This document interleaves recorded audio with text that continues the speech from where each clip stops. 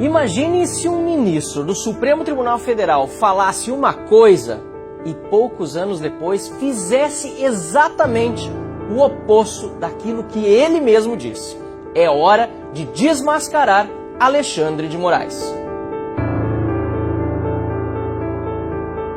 Desde até antes da Constituição do Império de 1824, o sentido usual da imunidade parlamentar processual em relação à prisão é claro: somente permitir o afastamento do parlamentar do exercício de seu mandato conferido pelo povo em uma única hipótese: prisão em flagrante delito por crime inafiançável. Pois é o que diz a Constituição. Mas esse mesmo ministro de 2017, agora, em 2025, mandou prender preventivamente uma deputada federal, sem trânsito em julgado, sem flagrante delito por crime inafiançável, sem respeitar o que diz a Constituição. Desobedeceu o que ele mesmo defendia não faz muito tempo. As imunidades parlamentares não podem realmente ser interpretadas extensivamente, mas não podem ser reduzidas, não podem ser ignoradas, não podem ser desprezadas, não podem ser interpretadas a partir de meras normas ordinárias, invertendo exatamente o que é uma garantia do Estado Democrático de Direito. Alexandre de Moraes dizia isso com convicção. Hoje, faz exatamente o contrário. A mesma imunidade que ele tratava como cláusula essencial para a democracia, ele agora ignora. Pior, ataca e viola, como se nunca tivesse sido escrito uma linha por ele a respeito disso, ou mesmo como se ele nunca tivesse dito uma palavra sobre esse assunto. Como também lembra outro importantíssimo autor norte-americano, Roscoe Pond, não há e não pode haver poder sem limites, nem mesmo o Supremo Tribunal Federal. Nem mesmo o Supremo Tribunal Federal. Que a democracia não permite que seus agentes disponham de poder absoluto e sejam como os imperadores romanos orientais, isentos das leis. São palavras do próprio ministro Alexandre de Moraes. O que mudou em apenas poucos anos, que não havia mudado antes em milênios, hoje é ele que age como se fosse um imperador romano, como se nada pudesse limitá-lo, nem a Constituição, nem o Parlamento. E Alexandre de Moraes ainda se diverte com a adulação dos pares e também da esquerda brasileira. Repito, o que foi que de fato mudou nesse período? Esse perigo de confundir a interpretação constitucional, o ativismo judicial, com a inventividade ou o poder de apreciação ou a própria criação de legislação por parte do poder judiciário, já fora alertado lá atrás, alertado por John Locke, quando afirmou que quem coloca a sua própria vontade no lugar das leis, que são a vontade da sociedade expressa pelo legislativo, acaba por alterar o legislativo. E todo aquele que introduzir novas leis sem ter sido autorizado pela escolha fundamental da sociedade e dessa maneira subverte as antigas leis, renega e derruba o poder pela qual foram elaboradas e desse modo acaba por estabelecer um novo poder legislativo. E o que Moraes e seus pares do Supremo fazem hoje? Ativismo judicial. Usurpação das funções do Poder Legislativo. Moraes e seus colegas no Supremo Tribunal Federal substituem em decisões monocráticas e colegiadas todos os dias, com a tinta de suas próprias canetas, o Congresso eleito democraticamente. Alexandre de Moraes criou a sua própria Constituição, regras, punições e censuras. Tudo por vontade própria, contra o que decidiu o Poder Legislativo. Exatamente como Locke alertou. Subvertem as leis a ponto de renegar e derrubar o Poder Legislativo, ferindo de morte a democracia representativa. O objetivo da separação de poderes não é evitar atrito, mas garantir o povo contra a autocracia, por meio de atrito inevitável, isso sim, resultante da distribuição dos poderes governamentais entre três departamentos, legislativo, executivo e judiciário, atritos que costumeiramente ocorrem e por isso cada um dos três poderes tem as suas garantias, as suas imunidades.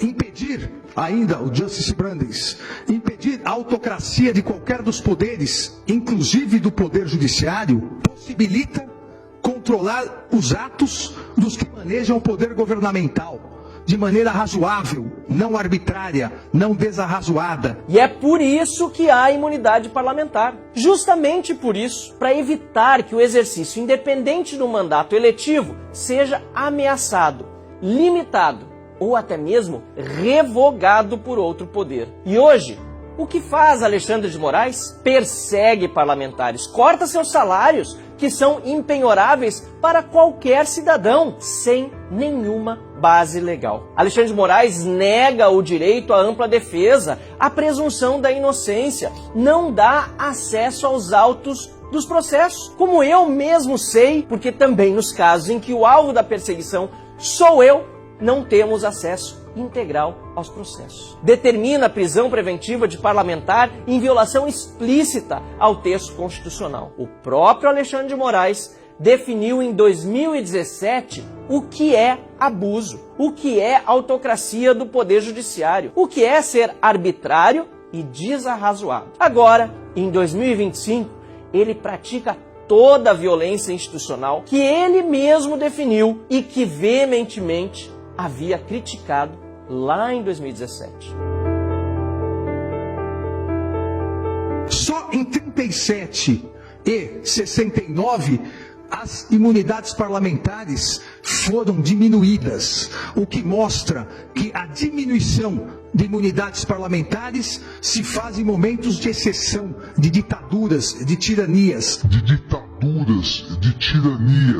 A fortaleza da democracia também é a fortaleza do poder legislativo. Ou seja, para o Alexandre de Moraes de 2017, o Alexandre de Moraes de 2025 é um ditador? Um tirano? A pergunta, obviamente, é retórica. Não resta dúvida de que sim, estamos hoje em um estado de exceção. O que estamos vendo hoje é exatamente aquilo que o próprio Alexandre de Moraes descreveu como autoritarismo em 2017. A diferença é que agora ele é, de fato, o ditador. Basta perguntar a opinião de Alexandre de Moraes lá em 2017.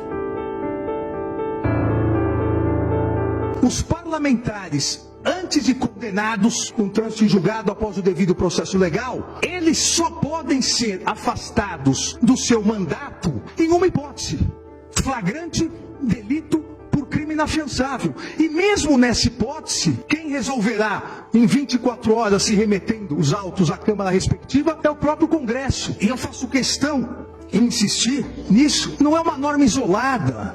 A norma traz em si 400 anos agora de imunidades. Foram 400 anos de história ignorados, pisoteados. No caso de Carla Zambelli, mais uma vez Moraes ignorou a Câmara, mandou às favas o devido processo, rasgou a Constituição. E pior, com a ajuda do líder do PT na Câmara, Lindbergh Farias, e do Procurador-Geral da República, Paulo Gonet. Um colega deputado do PT atenta contra a imunidade parlamentar. E o fiscal da lei, o Procurador-Geral da República, pede a prisão ilegal, inconstitucional, de um membro do parlamento, desrespeitando a única hipótese de afastamento de mandato, lembrada por Moraes no seu julgado de 2017. É o consórcio Lula-STF a todo vapor. O Alexandre de Moraes de 2017 chamaria de autoritário, tirano, ditador o Alexandre de Moraes de 2025. Alexandre de Moraes personifica tudo aquilo que ele mesmo dizia rejeitar. Não é apenas incoerência, nem apenas maldade ou perseguição política ilimitada contra quem ele pensa serem seus adversários pessoais. É mais do que isso, é traição aos princípios que ele prometeu defender. É um verdadeiro atentado ao Estado de Direito e à democracia. E sem dúvida nenhuma, um golpe de Estado já dado por Moraes e pelo Supremo Tribunal Federal no povo brasileiro. E essa não é apenas uma opinião, é a conclusão lógica baseada em Alexandre de Moraes, em seu voto no julgamento da ADI 5526 de outubro de 2017. Cabe apenas